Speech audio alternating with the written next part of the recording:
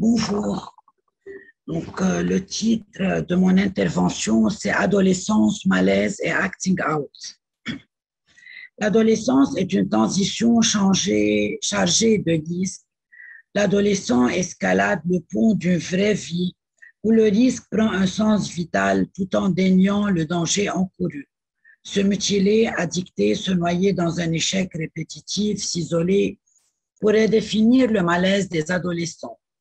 Un malaise qui se traduit par leur acting out. Cet acting out s'adresse-t-il à l'autre? Est-ce une provocation face à la loi? Une pulsion agressive prend place d'un défaut d'investissement d'objets.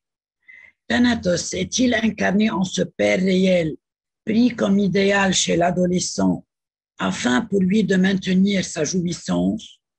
J'essaierai dans ce qui suit de réfléchir en termes de clinique adolescente à partir de l'expérience que j'en ai.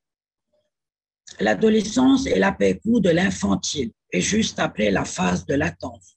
Elle se caractérise par la poussée énergétique de la libido qui peut exploser en violence par des passages à l'acte et des acting out, auxquels peuvent s'opposer l'isolement, l'inertie.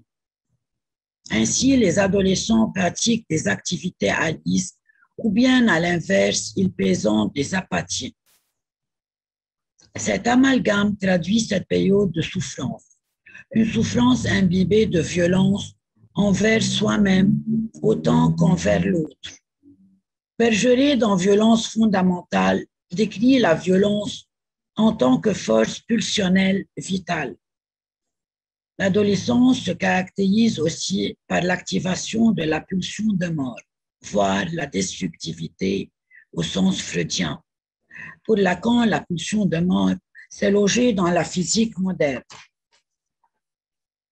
On dit adolescence, on imagine un temps, une période de souffrance, un mélange d'affects, de conduite, de comportements, qui sont en éruption perpétuelle de leur pulsion. C'est un stade de développement humain. L'adolescence est une construction, écrit Miller. L'adolescent vit en confrontation avec sa métamorphose physique et psychique et aussi son vécu. Il souffre et c'est son corps qui se heurte à ce bouleversement incompréhensible, mais en un sens pour lui seul. C'est là une traduction de ses agirs. En conflit contradictoire, l'adolescent est taciturne, mais expressif dans les agirs. Les agirs se manifestent en acting out. L'acting out se définit en une mise en scène de ce que l'adolescent n'a pas pu énoncer, ni de se faire entendre. Lacan reprend qu'à partir d'acting out qui sont liés à des initiatives de sujets dont la parole est récusée du fait du type de relation qu'ils entretiennent avec leur entourage, car l'adolescence est ce reflet des signifiants culturels et sociaux. C'est à travers le corps que l'adolescent adopte son acting out afin d'exprimer, voire exposer la fragilité du registre symbolique. L'acting out est une mise en acte agie dans un lien transférentiel entre adolescents et leurs parents. Lacan traduit l'acting out comme une modalité d'évitement de l'angoisse et insiste sur la monstration de ses agirs. Une interprétation possible de son malaise, c'est que l'adolescent dépend de la transmission de ses parents, dont nous parlerons plus loin, disons déjà. Tout parent traumatique produit sa névrose, innocemment ou non innocemment. Il transmet la castration qui fait trou dans le savoir, traumatisme. Le désir chez le père et le désir chez la mère transmettent à leur manière le savoir, la jouissance et l'objet petit a. Le comportement de l'adolescent est le résultat d'un écho à un stade psychique du parent. Tout cela joue sur l'adolescent et bouleverse son identité et le place dans un malaise. L'adolescent est broyé par la pulsion de mort. Les acting out qu'il commet, dont nous avons cité plus haut quelques-uns, font que l'adolescent a de la difficulté à être dans le discours. Apparaissent alors des sortes de mutations par rapport à soi, au corps, à l'autre, aux choses, au temps, à l'espace. Est-ce une réponse au grand autre, une voie afin de s'en sortir? L'échec du symbolique et de l'imaginaire met en relief le réel de l'adolescent et ses acting out. L'acting out, de même que le symptôme, enraie l'angoisse afin de s'inscrire dans le rapport à l'autre auquel il fait appel. Pour Lacan, l'acting out a valeur de message à l'adresse d'un destinataire. Je acte out quelque chose parce que ça m'a été lu, traduit, articulé, signifié insuffisamment ou à côté. Le corps de l'autre est visé par les acting out, mais aussi ce corps de l'adolescent est exposé dans le but d'adresser un message à l'autre. Le parcours de l'adolescent est marqué par un chaos, un vide où il prend toute continuité. Il décrit son vécu d'incohérent, de tumulte, où les carences règnent. Il se perçoit dévalorisé, frustré affectivement, à la recherche de sa vraie position. Il se noie dans une haine de soi-même et des autres, extropié à cause de la destruction d'un appareil psychique irrité. L'excès l'enferme dans une jouissance qui fait éclater l'angoisse de la perte et de l'anéantissement.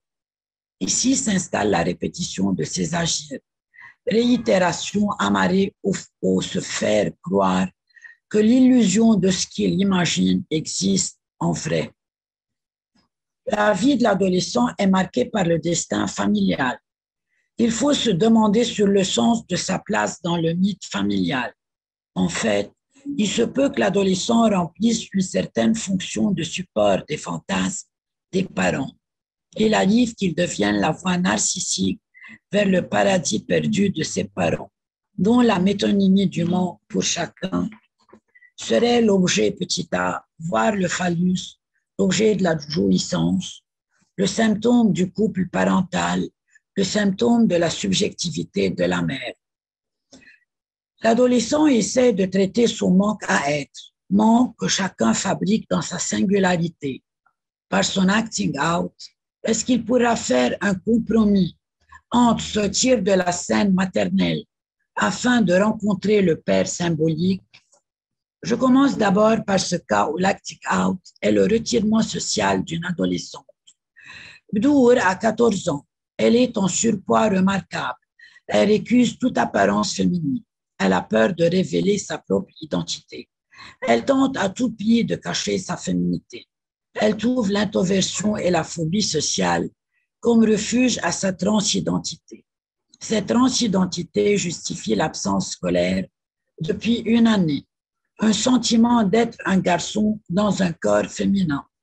Ensuite, son surpoids, elle métamorphose son corps en une sorte de corps poilu. Elle s'identifie à son frère aîné, qu'elle dit haïr, à qui elle veut ressembler à tout prix. De même qu'elle dit haïr sa mère, qui se pomponne et s'habille, et met tout en œuvre pour mettre en valeur sa beauté, et en exagérant un aspect ultra féminin quasi suave. Le frère à qui Bdour veut ressembler est violent. Il joue le rôle du père. Le père, quant à lui, est défaillant. Elle le juge trop vulnérable pour s'imposer. Et par là, il lui bloque la reconnaissance d'un père symbolique et donateur. La mère aussi a sécurité le passage vers le grand autre symbolique. La mère n'a pas pu représenter pour Bdour un modèle d'identification féminine. Le pénis-naïf aidant, le frère est l'autre semblable de l'identification. Bdour est le phallus imaginaire de la mère. Elle incarne la présence de ce que Lacan désigne comme objet petit a dans le fantasme, d'où la jeune fille pourrait être le fétiche d'une mère perverse. Son retrait de la sphère sociale est corollaire de son retrait de son corps féminin. C'est, dit-elle pour elle, un échappement à une confrontation à la frontière entre l'intérieur et l'extérieur de son corps. C'est ainsi qu'elle se sent satisfaite, dit-elle. Son retirement est en fait cette jouissance de se retrouver hors d'elle-même, le corps devenant l'objet déchet à détruire. L'acting out de Bdour, exprimé par son retrait social, marque une tentative de destruction de son corps sexué. Je signale brièvement aussi le cas de cette autre adolescente de 16 ans qui a souvent recours à la scarification des bras juste après un conflit avec sa mère. La scarification est un acting out auquel ont recours certains adolescents. C'est ainsi qu'elle tente d'échapper à la scène maternelle pour aller vers son père. En fait, ce qu'elle recherche, un père symbolique, un père donateur. Mais son père est défaillant, trop vulnérable face à la mère. Elle n'a plus d'échappatoire que de marquer son corps. Le réel, disait Lacan, est l'impossible à démontrer, le vrai dans le registre d'une articulation symbolique, c'est-à-dire, si ce savoir de l'impossible s'abstient, se manifestera un faux savoir de la paternité. C'est le père manquant qui introduit l'impossible. La vulnérabilité du père, sa défaillance, peut donc émerger vers une version envahissante d'un père fantasmé. L'adolescente est renvoyée au maternel. Elle continue à vivre son acting out de façon compulsive. Objet du symptôme mère, elle se heurte à l'imaginaire de la scarification comme symptôme représenté non symboliquement, mais imaginairement sur le corps. La scarification est un acting out afin de désigner cette inscription de la coupure du retour au lien primitif maternel. En conclusion, disons que l'adolescent, par son acting out, est à la fois à la recherche de se faire reconnaître, à trouver une position sociale lui permettant d'abdiquer de sa place infantile et de se libérer de la jouissance de ses parents.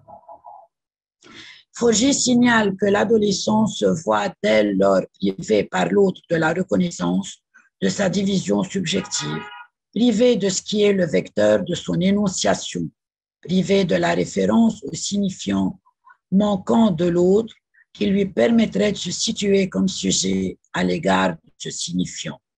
Avec l'acting out, l'adolescent se met dans la position d'être vu. Il est l'acteur en scène. Ensemble, l'adolescent veut sortir de la scène maternelle.